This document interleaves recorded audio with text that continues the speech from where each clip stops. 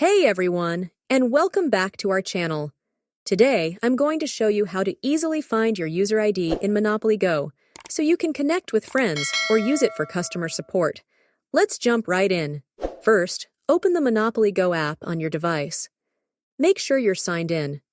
Once you're on the home page, look at the upper right corner. You'll see 3 lines, also known as the menu icon. Go ahead and click on them. This will open a drop-down menu. Scroll down until you see the Settings option and click on it. On the New Settings page, scroll all the way to the bottom. There, you'll find your user ID displayed. And that's it. Now you know exactly where to look to find your user ID in Monopoly Go. If this guide helped you out, don't forget to give it a thumbs up and make sure to subscribe to our channel for more game tips and tutorials. Thanks for watching, and I'll see you in the next video.